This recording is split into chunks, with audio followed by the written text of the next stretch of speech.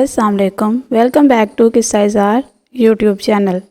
قصہ اظہار میں دوبارہ خوش آمدید۔ میں ہوں آپ کی میزبان اطروبہ سماب۔ میں آج آپ کے لیے لائی ہوں رباب عوان کا تحریر کردہ ناول میرا عشق تو۔ Episode number 8۔ ایپیسوڈ کو شروع کرنے سے پہلے ہمارے چینل کو سبسکرائب، ویڈیو کو لائک اور بیل آئیکن بٹن دبانا مت بھولنا تاکہ آپ کو ہماری مزیدار کہانیاں نان سٹاپ ملتی رہیں۔ چلے اب چلتے ہیں ناول کی طرف۔ حور، ہوا کیا ہے بتاؤ تو۔ حور نے جیسے ہی اپنا چہرہ نینا کی طرف اٹھایا تو نینا دیکھتی ہی رہ گئی۔ سرخ چہرہ رونے کی وجہ سے سوجی، آنکھیں لال ہوتے ہوئے ہونٹ۔ ٹینا کی نظر جب اچانک حور کی گردن پر پڑی تو وہ گھبرا گئی تھی۔ ایول نے اس معصوم لڑکی پر کون کون سے ستم کیے ہیں، یہ تو عشق تھی ایول کا، اور اپنے عشق کا ایک ہی رات میں اتنا برا حال کر دیا تھا ایول نے۔ نینا اور پری کو اب اور خوف محسوس ہو رہا تھا ایول سے کہ اس نے اپنی جان سے عزیز بیوی کو بھی معاف نہیں کیا، اسے بھی اس کی ہمت کے مطابق پوری سزا دی۔ حور کا نازک وجود زور سے ہچکیاں لے رہا تھا جبکہ گردن اور چہرہ سرخ پڑا تھا۔ نینا پریشانی سے حور کو اپنے سینے سے لگائے دلاسے دے رہی تھی۔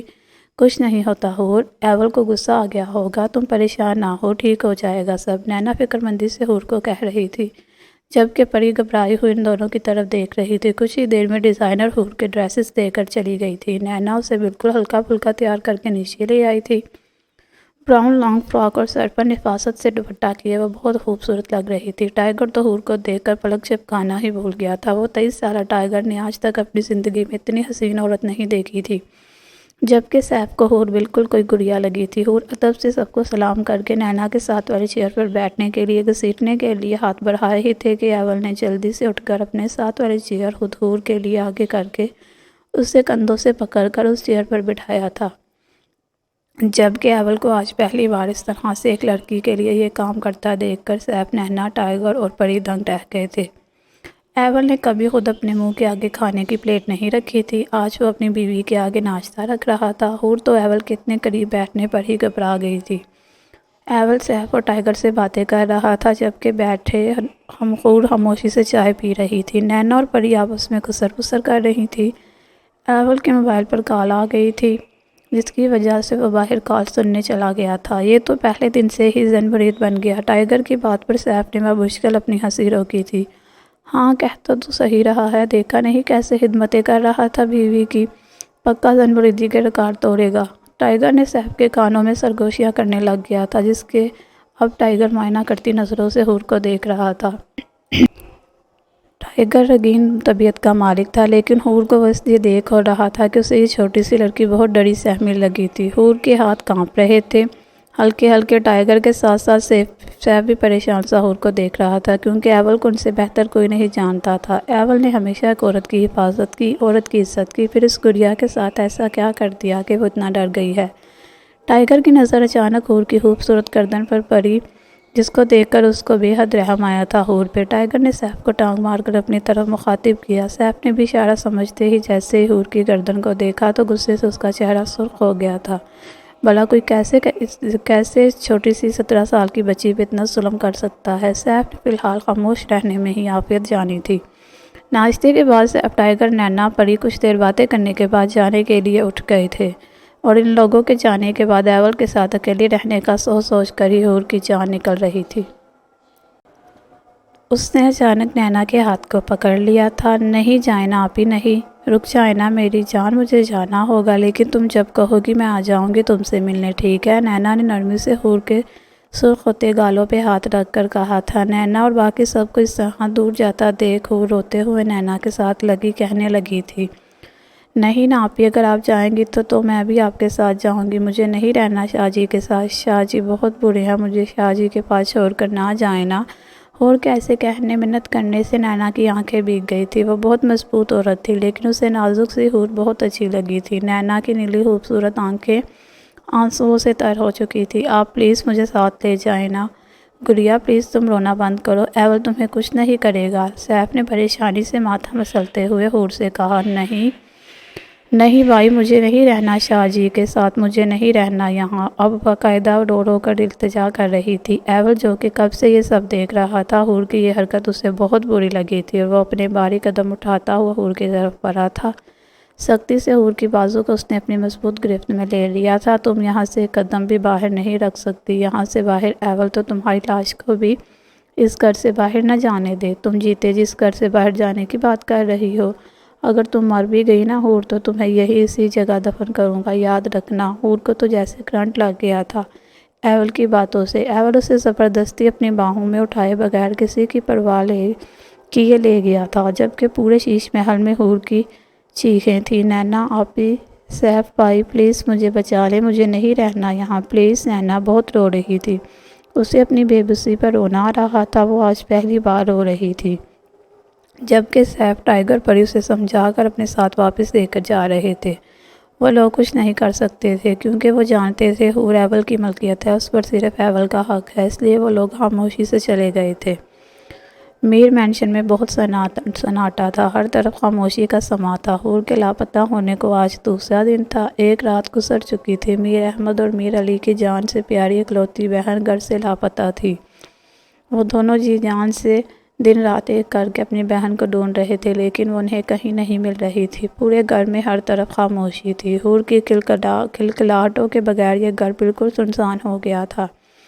نانی اور اروپا کا تو رو رو کر برا حال تھا، وہ لوگ بس اپنی پیاری حور کی اور اس کی عزت کی حفاظت کی دعا کے علاوہ اور کر بھی تو کچھ نہیں سکتی تھی۔ علی اور احمد تو پاگلوں کی طرح بس اپنی بہن کو ڈھونڈ رہے تھے۔ پولیس نے بھی انفارمیشن شروع کی ہوئی تھی، لیکن احمد کا بس نہیں چل رہا تھا کہ پوری دنیا تہس نہس کر کے رکھ دے۔ حور کو کمرے میں لا کر ایول نے زور سے بیڈ پر پٹک دیا تھا۔ حور کے منہ سے ایک سسکی نکلی تھی۔ حور کے منہ کو اپنے ہاتھوں میں لے کر وہ حور کو مزید لبوں کو ہوفزدہ کر رہا تھا۔ تم اس گھر سے ایک قدم بھی باہر نہیں رکھ سکتی، ڈیم اٹ، میں تمہاری ٹانگیں توڑ دوں گا، یاد رکھنا حور۔ وہ غصے سے ڈال کر وہ کمرے سے چلا گیا تھا۔ حور بیڈ پر بیٹھ کر اپنی بربادی کا ماتم منا رہی تھی، سب کچھ ہی تو چھن گیا تھا اس سے، اس کا گھر، اس کے بھائی، اس کا نام اور سب سے بڑھ کر اس کی عزت۔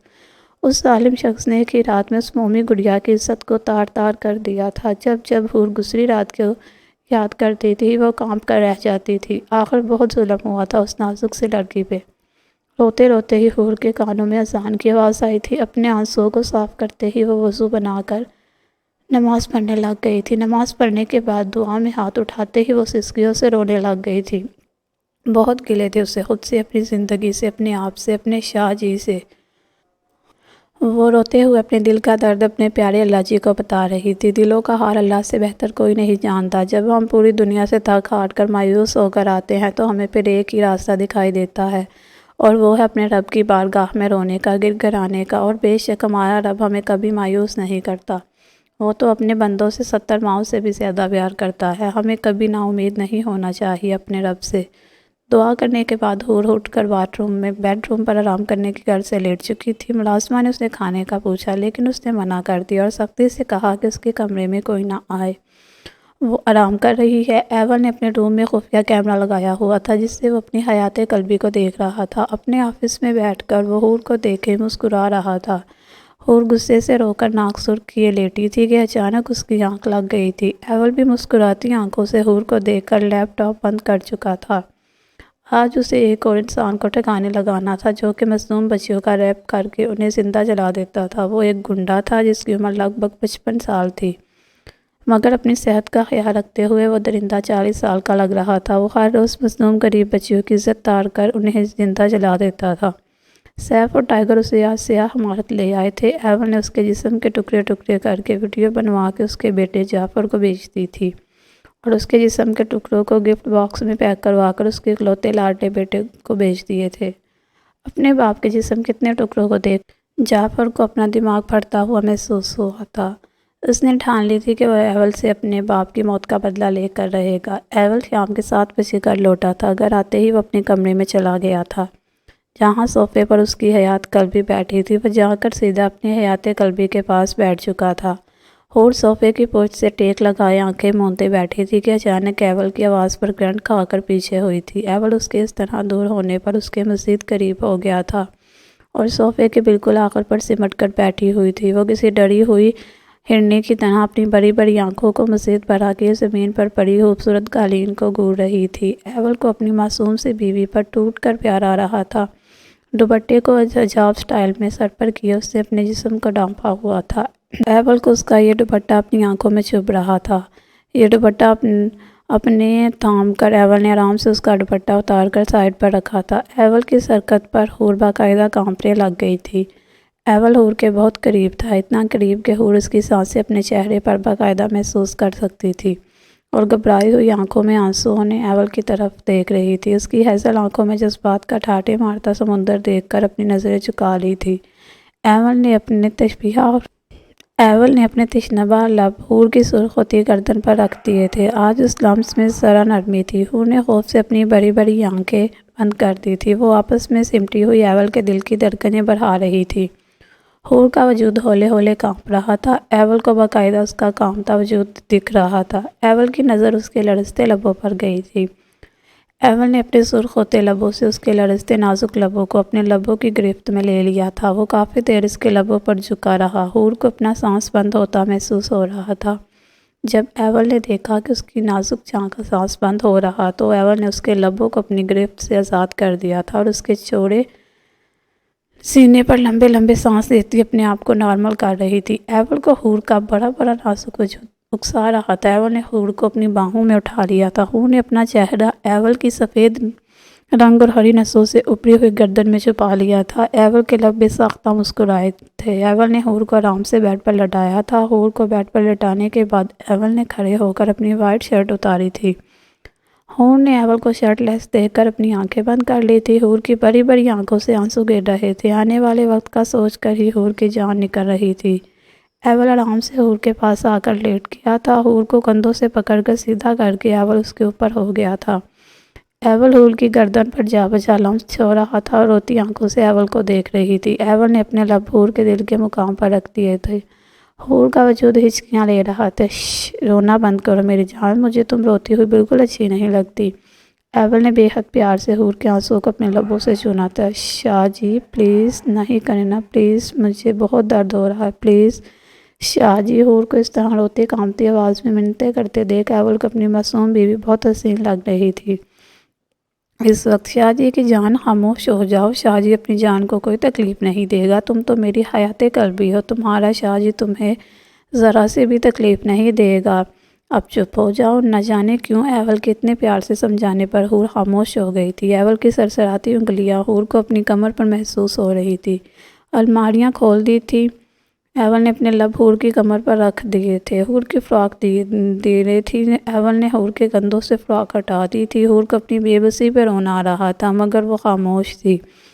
ایول نے حور کی فراق کو اس کے وجود سے اتار دیا تھا۔ ایول کی گستاخیاں بڑھتی جا رہی تھی۔ آج ایول کے ہر ایک عمل میں بے حد نرمی اور آہستگی تھی۔ حور مرتی کیا نہ کرتی، خود کو ایول کے حوالے کر کے اس کے سینے میں چہرہ چھپائے سسک سسک کر آنکھیں موند گئی تھی۔ ایول کو حور کی سانسیں اپنے سینے پر محسوس ہو رہی تھی۔ ایول مزید حور کو اپنے سینے میں چھپائے اس پر جھکا ہوا سو گیا تھا۔ صبح اذان کے وقت حور نے اپنی مندی مندی آنکھیں کھولنے کی کوشش کی۔ اسے خود پر بہت بوجھ محسوس ہو رہا تھا۔ حور نے جب آنکھیں کھولی تو اس کی نظر خود پر جھکے ہوئے ایول پر پڑی۔ وہ سوتے ہوئے بھی حسن کا دیوتا لگ رہا تھا۔ حور کو ایول کو دیکھ کر گزری رات کو یاد کر کے ڈیروں ڈیر شرم آ رہی تھی۔ ایک شرمیلی سی مسکراہٹ حور کے چہرے پر آئی تھی۔ ایول سونے کی ایکٹنگ کرتے ہوئے ہلکی ہلکی آنکھیں کھول کر حور کو دیکھ رہا تھا جو پاگل اپنے آپ سے ہی شرما رہی تھی۔ اس کی مسکراہٹ کو دیکھ کر ایول کا دل کیا کہ اس کی حیات قلبی مسکراتی رہے اور وہ دیوانوں کی طرح اسے دیکھتا رہے۔ ایول نے اپنے لب حور کے گالوں پر رکھ دیے تھے۔ حور نے گھبرا کر ایول کی طرف دیکھا جو کہ جاگ رہا تھا۔ حور کو ایول سے ڈیروں ڈیر شرم آ رہی تھی۔ حور کا دل کر رہا تھا کہ وہ ایول سے کہیں دور چھپ جائے۔ شاہ جی وہ میرے اوپر سے ہٹے نہ، پلیز مجھے فریش ہونا ہے، پلیز اتنی بھی جلدی کیا ہے شاہ جی کی جان، ابھی تو تھوڑا پیار کرنے تو۔ نہیں شاہ جی پلیز۔ جب ایول کی نظر حور کے کمفرٹ میں ڈبے ہوئے بے لباس وجود پر پڑی تو اپنی چالاکی سے حور کی طرف دیکھ کر کہا ٹھیک ہے چلی جاؤ، کس نے منع کیا ہے۔ حور کو جب اپنے بے لباس وجود کا احساس ہوا تو اس کا چہرہ شرم سے سرخ ہو گیا تھا۔ ایول کو بھی حور پر اب رحم آ رہا تھا۔ حور کے پاس اپنی شرٹ رکھ کر وہ ڈریسنگ روم میں چلا گیا تھا۔ حور اس کی شرٹ کو پہن کر بھاگتی ہوئی باتھ روم میں بند ہو گئی تھی۔ فریش ہونے کے بعد حور باہر آئی تو ایول اسے دیکھتا رہ گیا تھا۔ لائٹ پنک کلر کی لانگ قمیص نیچے اسی کلر کا ٹراؤزر پہنے وہ بہت حسین لگ رہی تھی۔ حور کا نکھرا نکھرا خوبصورت وجود دیکھ کر اس کا دل گستاخیاں کرنے پہ اتر رہا تھا مگر اپنی چھوٹی سی معصوم بیوی کو دیکھ کر اپنے دل خاموش کروا دیا تھا۔ اس کی حیات قلبی اپنے لمبے بالوں سے الجھ رہی تھی، وہ اپنی طرف سے انہیں سلجھا رہی تھی، مگر وہ پگلی انہیں مزید الجھانے میں لگ رہی تھی۔ ایول سر کو نفی میں ہلاتا ہوا اس کے پاس گیا اور بے حد پیار سے حور کے بال بنانے لگا۔ Evil world king of mafia آج اپنی بیوی کے بال سلجھا رہا تھا۔ آج حور نے پورا دن ایول کے ساتھ اچھے سے گزارا تھا۔ ایول اس کے سامنے انتہائی شریف انسان بنا تھا، بس تھا بے حد غصے والا۔ میر علی اپنے موبائل فون پر گفتگو کرتے ہوئے پولیس آفیسر پر ڈانٹ رہا تھا۔ مجھے نہیں پتہ انسپکٹر، مجھے میری بہن ہر حال میں چاہیے۔ دیکھیے میر صاحب، ہم اپنی پوری کوشش کر رہے ہیں لیکن ہمیں آپ کی بہن کہیں نہیں مل رہی۔ ہم نے پورے کراچی کا کونا کونا چھان مارا ہے لیکن ہمیں کہیں سے کچھ پتہ نہیں چل رہا۔ انسپکٹر میری بات اپنے دماغ میں بٹھا لو، اگر مجھے میری بہن نہیں ملی تو میں آگ لگا دوں۔ ہر جگہ کو یاد رکھنا۔ انسپکٹر کے پسینے چھوٹ گئے تھے، اس نے اپنی پوری پولیس فورس لگائی ہوتی لیکن اسے کہیں سے کچھ پتہ نہیں چل رہا تھا۔ حور اس کو اپنی جان سے بھی عزیز تھی۔ کہنے کو تو وہ حور سے 6 سال بڑا تھا مگر اسے حور بالکل کسی بچے کی طرح عزیز تھی۔ حور کے 2 بھائی تھے، میر احمد، میر علی۔ میر احمد حور سے 10 سال بڑا تھا جبکہ میر علی 6 سال۔ شروع میں میر علی کا مجھ سے غلط لکھنا ہو گیا تھا کہ وہ حور سے 1 سال چھوٹا ہے اور میر احمد 6 سال بڑا۔ لکھتے وقت غلطی ہو گئی تھی مجھ سے، سوری ڈیئر ریڈرز۔ اسے اپنی بہن سے بڑھ کر کچھ نہ تھا۔ میر احمد نے تو خاموشی اختیار کر لی تھی، وہ ٹھنڈے مزاج کا مالک تھا، کوشش جی جان سے لگائی ہوئی تھی اس نے اپنی بہن کو ڈھونڈنے میں، جبکہ میر علی انتہائی غصے میں تھا۔ اس کا بس نہیں چل رہا تھا کہ وہ شخص کے ٹکڑے ٹکڑے کر دے جو اس کی معصوم بہن کو لے گیا۔ میر علی کو حور کو دیکھے بغیر کہاں سکون آتا تھا۔ حور ان دونوں بھائیوں کے پاس ان کی ماں باپ کی اکلوتی نشانی تھی اور انہوں نے اس نشانی کو ہی گم کر دیا تھا۔ یہ بات میر علی کو ایک پل کے لیے بھی سکون سے نہیں رہنے دے رہی تھی۔ حور کو ایول کے ساتھ رہتے ہوئے 3 ماہ ہو گئے تھے۔ ان 3 ماہ میں ایول نے حور کو بہت محبت پیار دیا تھا۔ وہ تو ایول کی قربتوں سے، اس کے پیار سے گھبرا جاتی تھی۔ ایول نے اس کا بہت خیال رکھا تھا۔ حور چاہ کر بھی ایول کے سامنے اپنے گھر والوں سے بات کرنے کی ضد نہیں کر سکتی تھی کیونکہ ایول نے اس سے کہہ رکھا تھا کہ اگر اس نے ضد کی یا گھر والوں کو یاد کیا تو وہ میر سالار حور کا بھتیجا میر احمد کا بیٹا کی جان لے لے گا۔ اس چھوٹے سے بچے نے تو ابھی تک اپنی ماں کو بھی نہیں پہچانا تھا کہ اسے یہ شخص جان سے مارنے لگا تھا۔ حور نے بھی ایول سے وعدہ کر لیا تھا کہ وہ کبھی بھی پاکستان جانے کی، اپنے گھر والوں سے بات کرنے کی، ملنے کی ضد نہیں کرے گی۔ شام کا وقت تھا، شیش محل کے باہر ہلکا ہلکا اندھیرا پھیل رہا تھا۔ ملازمہ اپنے اپنے گھر روانہ ہو گئی تھی۔ حور کا دل آج گھبرا رہا تھا، نہ جانے کیوں اسے برا ہونے کا احساس ہو رہا تھا۔ حور لاؤنج میں ٹہل رہی تھی کہ اسے بڑی سی کھڑکی کے پاس کسی کی موجودگی کا احساس ہوا۔ وہ ڈر ڈر کر جب اس طرف بڑھ رہی تھی کہ اچانک حور کو سامنے ایک آدمی نظر آیا تھا جس نے بلیک کلر کے رومال سے چہرہ ڈھانپ کر رکھا ہوا تھا، صرف اس کی گرین آنکھیں دکھ رہی تھی۔ حور کو تو جیسے کرنٹ لگ گیا تھا۔ دیکھیں مسز ایول، میں آپ کو کوئی نقصان نہیں پہنچانے آیا، مجھ سے ڈرنے کی ضرورت نہیں آپ کو، پلیز۔ اگر آپ نے شور کیا تو آپ کا شوہر مجھے جان سے مار دے گا۔ اتنا تو آپ بھی جان گئی ہوں گی کہ میں چھپ کر آیا ہوں۔ آپ کا شوہر ایک مافیا گینگ ہے، مافیا کی دنیا کا بادشاہ۔ اس نے میرے گھر کو آگ لگا دی، میرے باپ کو مار دیا، میرا سب کچھ مجھ سے چھین لیا۔